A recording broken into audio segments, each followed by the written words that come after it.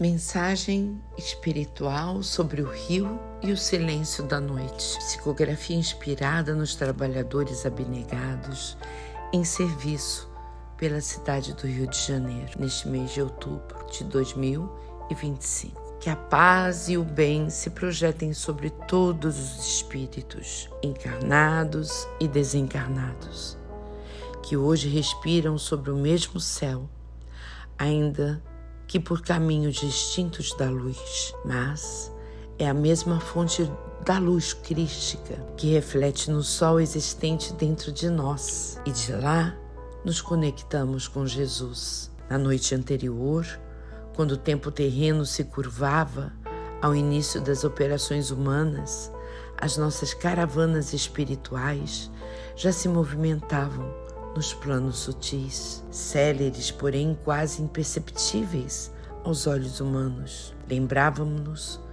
o valor da fé.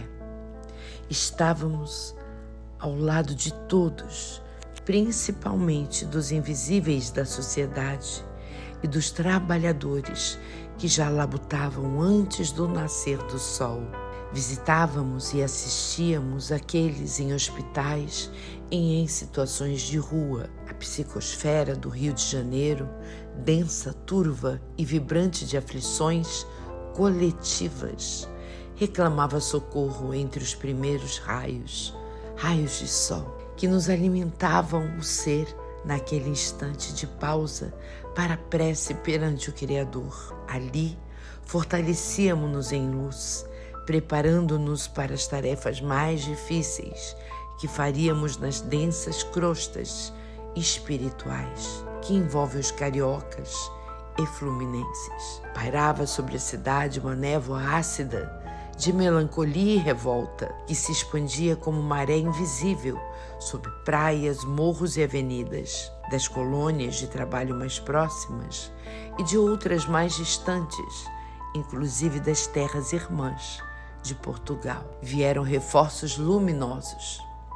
espíritos compassivos trajando túnicas simples e portando instrumentos de assistência magnética e sonora. Deslocaram-se em grupos ordenados, orientados por clarins sutis que anunciavam o início de uma noite de intensos resgates que se estenderiam pelas próximas 48 horas.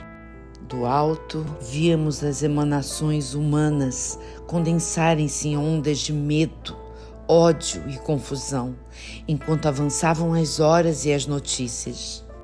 As vibrações deletérias eram o eco material de uma guerra antiga, agora renovada nos subúrbios e favelas, verdadeiras abissais cidades onde o sofrimento se arrasta em sombras. Mas ali também vivem almas grandiosas, perseverantes no bem, apesar das pedras sociais da caminhada, chispas de luz e esperanças diante da penumbra humana. Entre muitos bairros, a violência que se mostrava nos noticiários nada mais era que o reflexo do embate invisível travado nas regiões inferiores, onde se degladiam forças inferiores de vícios e revoltas.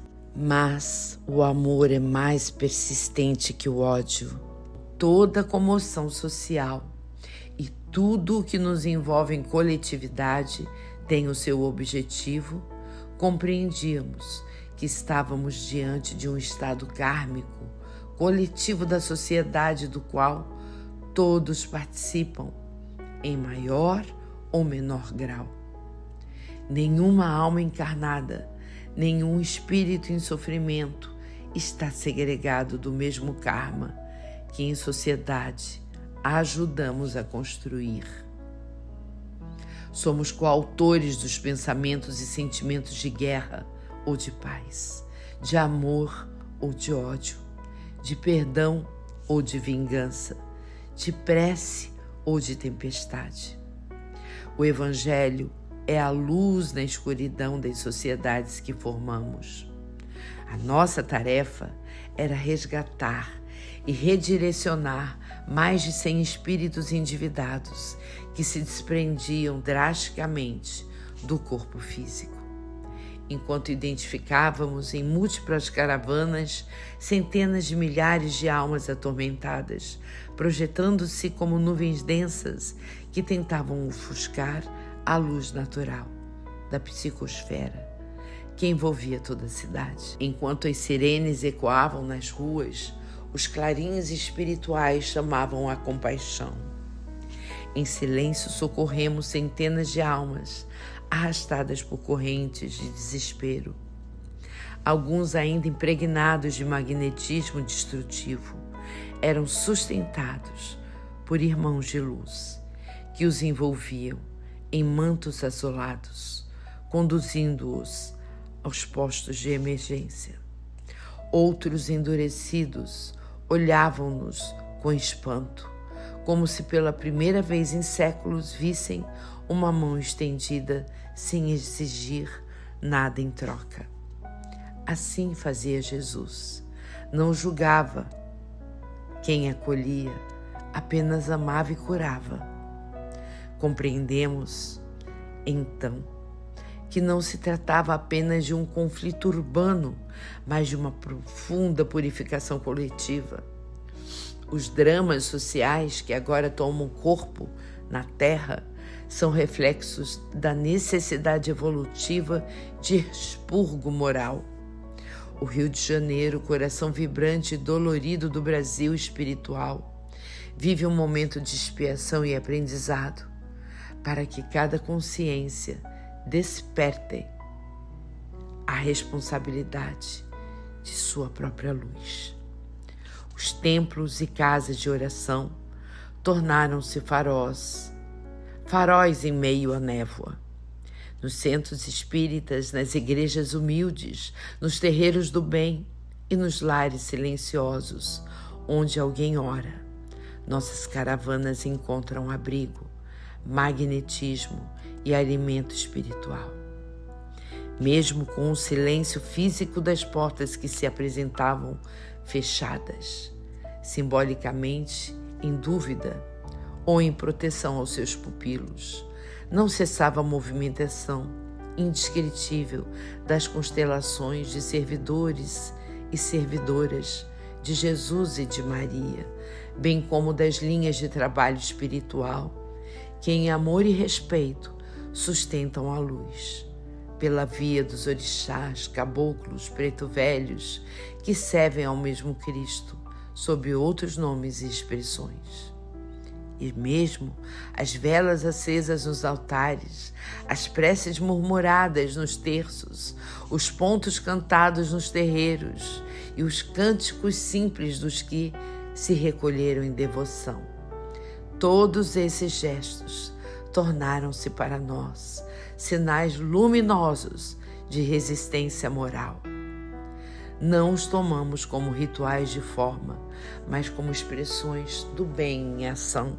Aproveitamos as correntes puras que se formaram em torno dessas intenções sinceras, porque elas não se deixaram envolver pelo medo, pela mentira, nem pelo terror que se espalhava nas ruas. Essas almas firmes, em sua fé singela, projetaram vibrações de luz que se converteram em reforços fluidos magnéticos indispensáveis aos nossos trabalhos de socorro e sustentação.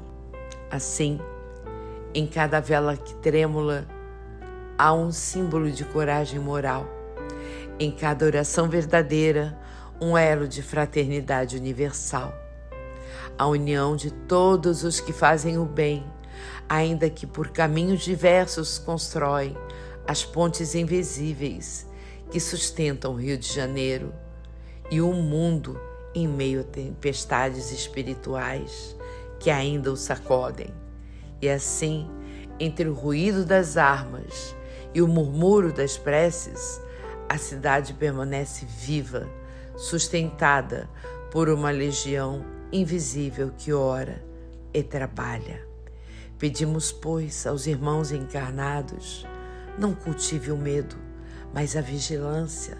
não a revolta, mas o discernimento, não a indiferença, mas a compaixão.